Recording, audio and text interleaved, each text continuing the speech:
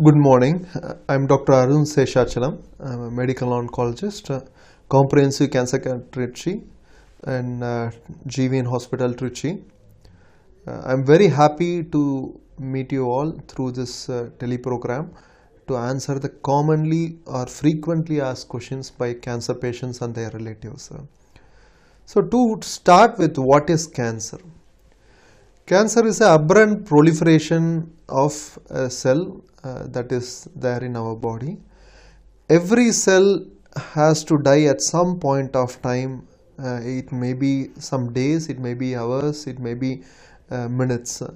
But when this particular cell doesn't die, when it continuously starts growing and it increases in size, then it becomes cancer. When this happens in the breast, it becomes a breast cancer. When this happens in the mouth, it becomes oral cancer. When this happens in the colon, it becomes a colon cancer. So why this happens? Why our own cell turns against us? So the important question, and this is the answer to this is, the reason is we. It can be the wrong habits what we are having. It may be a smoking or drinking, or it can be the environment where we are residing, particularly the pollution. Okay, when the environment is very much polluted, like asbestosis or like atom bomb explosions, so the environments get polluted, and this in turn affects our own cells. The third thing is hereditary, that it comes in generations. It can come from our grandfather, it can come from our father. So these comes in generations. So these are three important things. One is the habits what we are doing, then the environment where we live, and the third is hereditary. So these causes some amount of DNA damage. A DNA is nothing but a chromosome. The chromosome is very important part of any cell, because this is the one which dictates each and every cell. So something happens in this particular chromosome, then some mutation takes place, and this mutation in turn leads to cell proliferation. The cell starts multiplying and suddenly it becomes a cancer. So when it becomes a cancer is when it's not just one cell or two, one cell becomes two cells. The cancer, we can detect cancer only when there is a billion cell multiplication takes place. So first it affects one cell, that one cell divides and it becomes two cells, the 2 becomes 4, the 4 becomes 8, 8 becomes 16. So like that the proliferation comes. When it reaches 1 billion, that is a time where we can really see a lump or a swelling in the body, and we tell that it's what you got is cancer. So how to prevent cancer, how to prevent, how to stop cancer coming to us, this is one. And is there any modality by which we can identify cancer early? So to identify cancer early, the most important thing is the screening programs. So the most common cancer as far as women is concerned is, in case of rural part of India, it is carcinoma cervix, that is the cervical cancer. In case of urban cities, the most important or most common women cancer is breast cancer.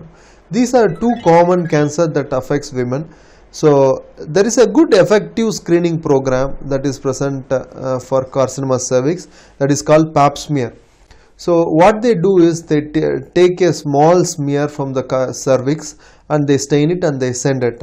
So if this test is done every year after 18 years till the age of 60, then we can detect cancer very early, and in fact we can detect cancer in one stage before it becomes really a cancer, that is called pre-malignant stage, and we can decrease the mortality of cancer by 40 to 50%.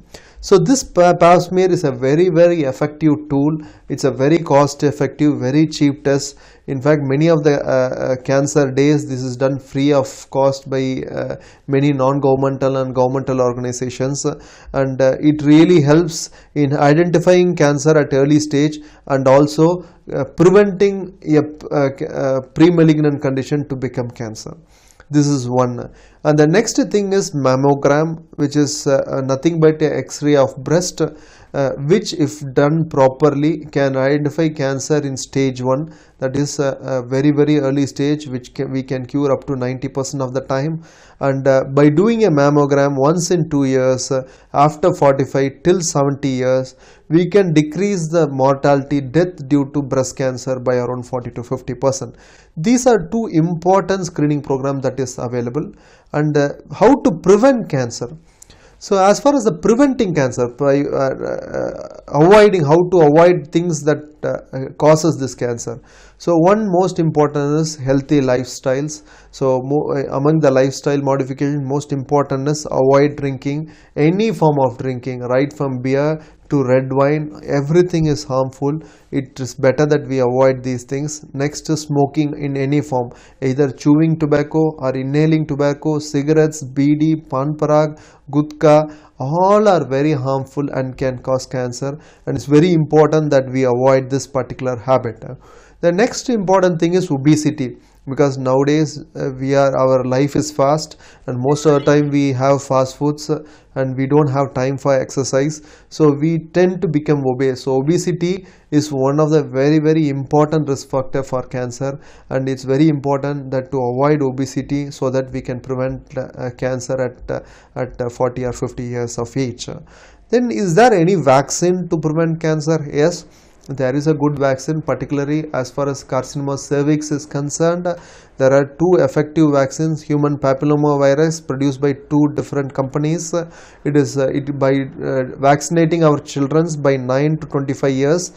So all our female girl child from 9 years to 25 years, if they receive 3 to 4 vaccinations, we can avoid cervical cancer by 99 to 100%. So it is a very preventable disease, carcinoma cervix as such it's concerned. And as far as liver cancer is concerned, there is a good vaccine called hepatitis B vaccine. So if you vaccinate to this particular virus, we can prevent hepatocellular cancer caused by this particular virus. These are two vaccines that is available presently in India, and which we can do it for our own children and prevent them getting cancer. So once cancer is done, once cancer has come, how to treat it? So the approach what we are having as a comprehensive cancer care team is multimodality treatment, where one doctor does not treat the cancer. There is a group that takes care of you. So that group comprises of medical oncologist. So he is a chemotherapy specialist. He is specialized in chemotherapy. So there is a radiation oncologist, Dr. Sujit is there, and the Dr. Xavier, both are radiation oncologists. There is a surgical oncologist. The group has two surgical oncologists who are trained in surgical oncology, Dr. V.L. Balaji and Dr. Sendil Kumar. Both do surgical oncology work, and a radiologist, Dr. Bavaran, who is also there in the multimodality team. So this particular team, one individual doesn't take care of you. So the multimodal approach and the tumor board and the group actually takes care of you. So generally cancer cannot be and should not be treated by one particular doctor. It requires a team of doctors, and among the team, the integral part is the medical oncology, surgical and radiation oncology. So when it comes to medical oncology, what does a medical oncologist do? He gives chemotherapy. What is chemotherapy? Chemotherapy is any medicine that is given for cancer. It can be a oral form, it can be IV form. IV form we generally put we give a cannula, and through the cannula, through the veins, we give the injections. Oral form we give some tablets so that the patient takes. Apart from the cannula, there is called chemo port is there, which is nothing but this is the chemo port. This chemo port we try to implant here and inject this particular tubing into directly it goes to the heart. It cannot be seen outside. People can take bath with this port without much problem. We generally inject through this the chemotherapy drug. So this basically we do that to avoid the risk of extravasation. When these chemotherapy gets spilled to nearby tissue, it causes lot of damage to normal tissue. To avoid that, we use these chemotherapy ports, and this chemotherapy port is very useful because it can be there for 1 or 2 years. So particularly when you had this extravasation, when chemotherapy has been delivered and nearby some tissue damage has happened and the tissue blackening has happened, definitely ask your doctor whether I can have a chemo port. If the sisters couldn't get a cannula, it's very difficult to have a venous access for you. Or when there is 1 year, like a leukemia patient where we need to give for 1 or 2 years, in these particular subset we can use these chemo ports. So chemotherapy is generally given through the veins. It goes directly to the body and it has some amount of side effects. The most important side effects is low WBC count that happens on 8th day. If on 8th day your WBC count is less than 4000, please inform your doctor. Apart from that, other side effects is inability to eat, loss of appetite, loss of taste, hair fall, and ulcers and oral mucositis in the mouth. All these things are some other side effects. Otherwise, there is some class side effects which can differ from one chemotherapy to other chemotherapy. You make sure that you ask your doctor what is the side effects of these chemotherapy before you take it. So this chemotherapy is important. Apart from that, you will be asked to see the radiation oncologist for radiation and surgical oncologist for surgery. So what is the chance of cure if you ask? It depends on the stage with which you have been diagnosed. If your disease is in stage 1, the chance of cure is nearly 90 to 95%. Stage 2, 70 to 80% is the chance of cure. And if stage 3 is 50 to 60%, stage 4, it's most of the time it's not curable. We need to control the disease. So the chance of cure varies with the stage and with the disease. So these important. If for a CA breast, the stage 3, 50 to 60% of the time we may be able to cure, but in case of CA esophagus or CA lung, it is only 20 to 25%. So it varies with the site, it varies with the disease which we have. But as such, most of the pediatric cancers, childhood cancer is curable. So even stage 4 childhood cancer, we will be able to cure many of the times. So this is very, very important as far as the cure chance is concerned. If you ask what is cure, if you don't get the disease for nearly 5 years, if the disease doesn't come back for 5 years, then it's said that you are cured. So you need to be on close follow-up for the first 5 years. Generally, after completing treatment for the first 2 years, you will be once in 3 months checkup. And once you cross this 2 years, or after 2 years, it will be once in 6 months up to 5 years, you will be cured.